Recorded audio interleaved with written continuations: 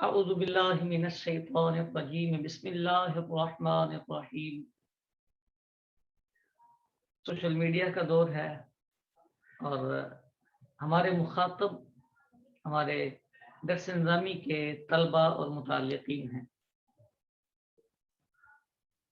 میں یہ نہیں کہتا کہ آپ سوشل میڈیا استعمال کریں، لیکن یہ ضرور کہوں گا کہ جو استعمال کرتے ہیں انہیں کچھ احتیاطیں ضرور کرنی چاہیے۔ چند معروضات ذہن میں ہیں جو پیش کرنا چاہتا ہوں۔ سب سے پہلی بات، آپ یوٹیوب، فیس بک یا واٹس ایپ پر جب اپنا اکاؤنٹ بنائیں تو کوشش کریں کہ اپنی ریئل آئی ڈی سے بنائیں، فیک آئی ڈی استعمال نہ کریں۔ آپ کی اگر آپ تصویر کے قائل ہیں تو تصویر، اور اگر آپ تصویر کی حرمت کے قائل ہیں تو کم از کم آئیڈینٹی آپ کی شو ہونی چاہیے، آپ کی شناخت کلیئر ہونی چاہیے۔ اس کا دو چیزیں میرے ذہن میں ہیں جس وجہ سے میں نے یہ پیش کیا ہے۔ نمبر ایک، اگر آپ صاحب علم ہیں اور آپ کے علم سے لوگ اکتساب فیض کرنا چاہتے ہیں تو وہ آپ کی شخصیت کا درست تعارف حاصل کر سکیں گے۔ میں نے اپنے تجربے میں بہت سے ایسے افراد کو دیکھا کہ جن میں اللہ کی دی ہوئی صلاحیت بہت زیادہ تھی، لیکن ان کے مجہول ہونے کی وجہ سے وہ کچھ عرصے بعد منظر سے غائب ہوئے اور پھر وہ نظر ہی نہیں آ سکے۔ اگر ان کی شناخت کلیئر ہوتی چلی جائے اور لوگوں میں وہ ایسا عالم یا افادہ کرنے والی شخصیت کے، مفید شخصیت کے سامنے آئیں گے تو لوگ بعد میں بھی ان سے استفادہ کرتے رہیں گے۔ دوسری بات، جس دور میں ہم جی رہے ہیں یہ فتنوں کا دور ہے، جہاں لوگ بہت ساری خوش فہمیاں رکھتے ہیں، وہیں غلط فہمیوں کا بھی پہاڑ کھلا ہوا ہے، ہر طرف آزمائشیں ہیں۔ تو آپ اگر اپنی آئیڈینٹی سے شو ہوتے ہیں، آپ اپنی پکچر کے ساتھ، تصویر کے ساتھ شو ہوتے ہیں، تو فتنے کے اور غلط فہمیوں کے بہت سارے دروازے بند ہو جاتے ہیں۔ بہت سارے لوگ، یعنی یہ خیالات ہیں قوم کے کہ اپنی شناخت اس لیے شو نہیں کرتے، یہ خیالات پیش کر رہا ہوں، یہ یقینی بات نہیں ہے، ظن غالب بھی نہیں، بس آراء ہیں لوگوں کی۔ وہ یہ کہتے ہیں کہ اس نے اپنی فیس بک پہ اپنی تصویریں اسی لیے نہیں لگائیں، وہ اپنا نام اس لیے نہیں لکھتا کہ وہ اس کا مس یوز کرتا ہے۔ اب دیکھیں جی، یہ اس کا واٹس ایپ ہے اور اس پر اس کی نام ہی نہیں ہے اور اس کا تصویر ہی نہیں ہے، تو دیکھیں یہ ذرا غلط استعمال میں آتا ہے۔ واٹس ایپ پہ کم ہوتا ہے، فیس بک وغیرہ آئی ڈیز پہ اس کا زیادہ استعمال ہوتا ہے۔ لیکن میں یہ نہیں کہتا کہ جو اپنی تصویر نہیں لگاتا یا اپنی آئیڈینٹی شو نہیں کرتا وہ غلط ہے، اتنا ضرور کہتا ہوں کہ لوگوں کی غلط فہمی ضرور دور کر دینی چاہیے۔ اپنے لیے بھی اس میں فائدہ ہوتا ہے کہ جہاں اپنی تصویر کے ساتھ یا اپنے نام کے ساتھ آپ شو ہو جاتے ہیں، وہاں آپ محتاط بھی ہو جاتے ہیں۔ دوسرے نمبر پر، آپ کا سوشل میڈیا اکاؤنٹ فیس بک کا ہو، واٹس ایپ کا ہو، کہیں بھی کسی بھی طرح کا ہو، وہاں آپ کی جو تحریر ہے یا تقریر ہے، یہ جو آپ کی ویڈیو ہے، اس کا مطلب یہ نہیں کہ وہ اب آپ کے گھر پہ ہے، اس کا مطلب یہ ہے کہ آپ نے دنیا میں اسے وائرل کر دیا۔ اپنی تحریر، اپنی تقریر کو جاندار رکھنا چاہیے تاکہ آپ کی تحریر آج سے 10 سال، 20 سال، 50 سال بعد دیکھی جائے تو کوئی پریشان نہ ہو جائے۔ میں کبھی کبھی اپنے ان طلبہ کی توجہ دلاتا ہوں کہ جو ایک پوسٹ لگاتے ہیں اور اس پوسٹ پر بہت سارے نیگیٹو کمنٹس آتے ہیں۔ ایک مسئلہ بتایا، ایک اختلافی مسئلے میں انہوں نے اپنی رائے پیش کی، اس کے نیچے بہت سارے کمنٹس آئے جو نیگیٹو تھے۔ آپ کی رائے سے انہوں نے اختلاف کیا اور پھر آپ کی رائے کو ڈیمیج کر دیا۔ اس طرح کی آراء، یہ سوچ کر کہ میری بھی ایک رائے ہے، وہ فیس بک کی زینت بنانا، یہ میرے خیال کے مطابق بڑے مضرات میں سے ہے، نقصان دہ چیز۔ اس کی وجہ پتہ کیا ہے؟ آپ آج زندہ ہیں آپ کی موجودگی میں لوگ آپ کی عبارت اور آپ کی رائے کو سمجھ نہیں پا رہے، آپ ٹھیک ہی کیوں نہ ہو، آپ کی موجودگی میں جب آپ اسے کلیئر کرنے کے لیے پیش ہیں تو لوگ آپ کی رائے کو سمجھ نہیں پا رہے، تو جب آپ پردہ کر جائیں گے اس دنیا سے تو لوگ ان تحریروں سے کیا کیا مطلب لیں گے اور ان کی نظر میں کیا کیا چیزیں آئیں گی، اس کا اندازہ آپ کیسے کریں گے؟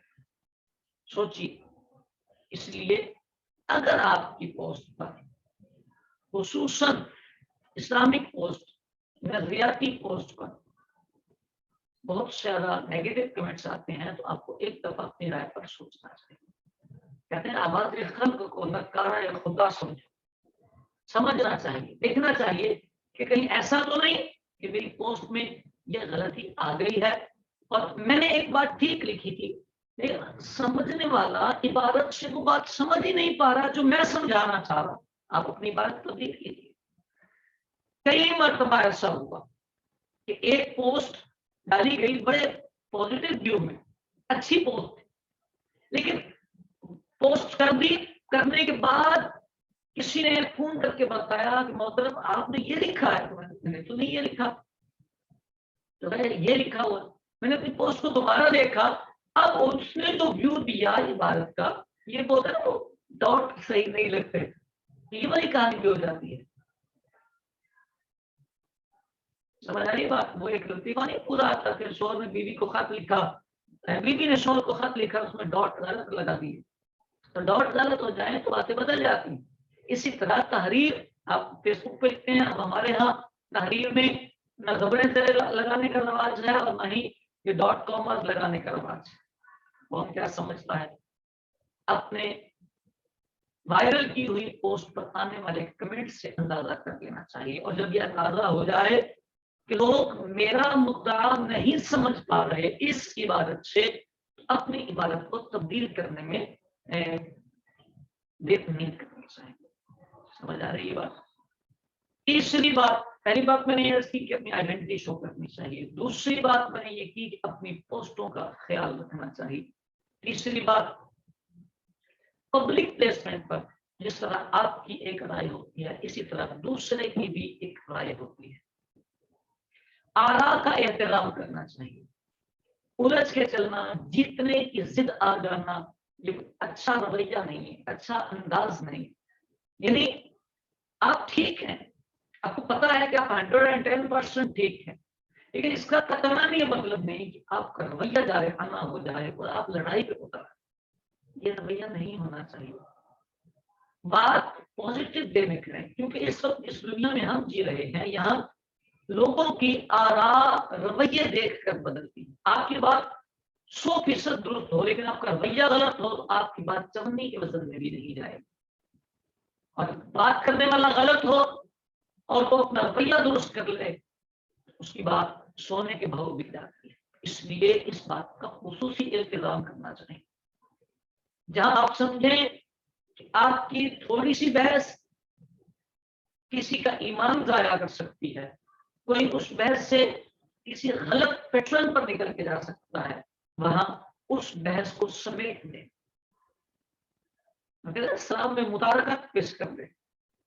میرے اپنے ذاتی میرے ساتھ ایسا ہوا ہے، کسی کمنٹ میں میں نے ایک رائے پیش کی، ایک بات کی، جب میں نے سامنے والے کو دیکھا کہ وہ اس رائے میں میرے موافق نہیں آنا چاہتا اور بحث میں الجھنا چاہتا ہے تو میں نے اسے اسلام میں مدارکت کیا، کیونکہ اگر وہ شخص سمجھنا نہیں چاہتا تو پھر اس کو سمجھایا نہیں جائے گا۔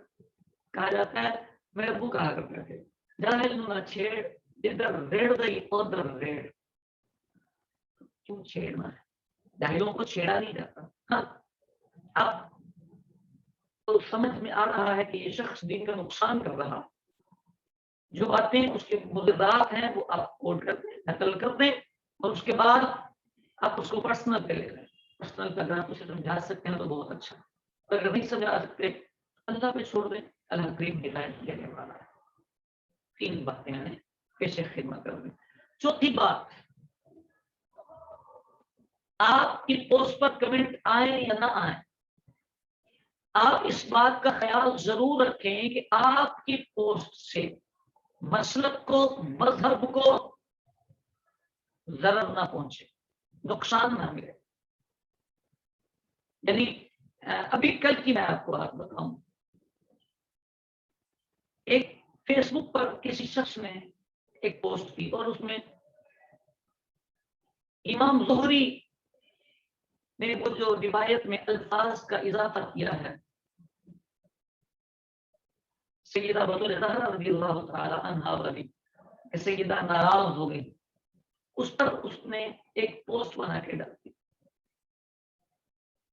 تو میں نے انہیں پرسنل پہ میسج کیا اور میں نے انہیں کہا کہ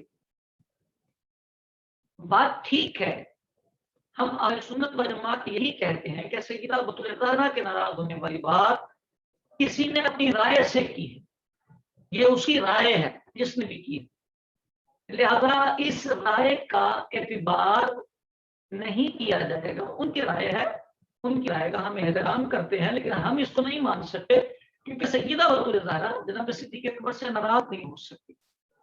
لیکن جس پیرائے میں آپ نے یہ پوسٹ کی ہے اس سے ایسا لگتا ہے کہ یہ بندہ جس کے یہ الفاظ ہیں وہ مشکوک ہے. اگر وہ بندہ مشکوک ہوتا ہے تو بخاری کے راویوں میں شامل ہے.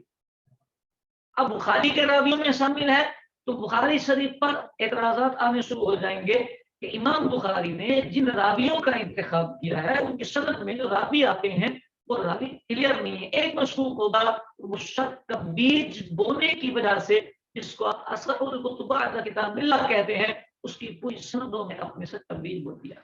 چھوٹی سی پوسٹ تھی آپ کی، لیکن آپ نے پتہ نہیں کس پیرائے میں کی، آپ کیا سمجھانا چاہتے تھے، لیکن نتیجہ غلط نکلا، اس کا معال غلط ہے.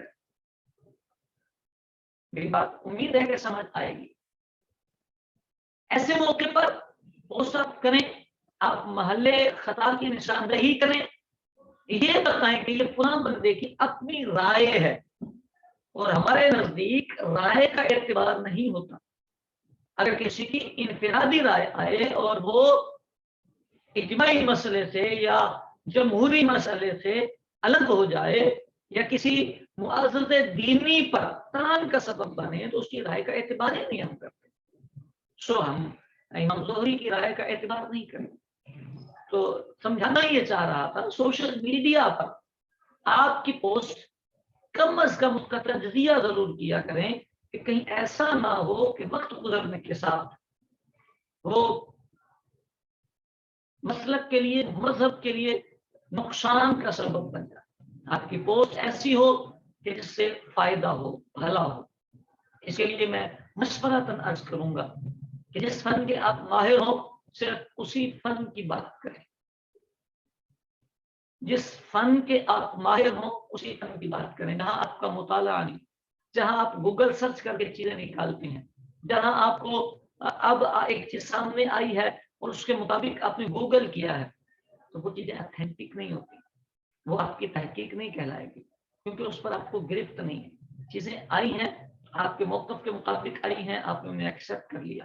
اس پر آپ جب مطالعہ کریں گے اور کثیر علماء کہ اس پر آرا دیکھیں گے تو آپ کو سمجھ میں آ جائے گی کہ بات کو سیٹ کیسے کرنا ہے. قلت مطالعہ کا یہ نتیجہ ہوتا ہے کہ ہم فٹافٹ گوگل کیا اور سرچ کر کے دو چار چیزیں سامنے آئی اس پہ ایک نظریہ قائم کر لیا، سوچ قائم کر لی، غلط ہوتا. اس لیے بنیادی سی بات یہ ہے کہ پوسٹ اس عنوان پر کریں جس پر آپ کو گرفت ہے، خصوصاً اسلامیات میں، دینیات میں، نظریات میں. آپ اس عنوان پہ پوسٹ کریں جس پر آپ کو گرفت ہے، جہاں آپ کو لگتا ہے کہ بات میں دیکھنا پڑے گا، دیکھ لیں گے، ہم ثابت کر لیں گے. اس پر پوسٹ نہ کریں کہ وہ آپ کے ہاتھ سے نکلی ہوئی پوسٹ دنیا میں چلی جائے گی. اور یہ تو آپ جانتے ہی ہیں کہ ایک دفعہ جب پوسٹ بندہ کر لیتا ہے تو پھر اس کے پاس واپسی کا راستہ نہیں ہوتا.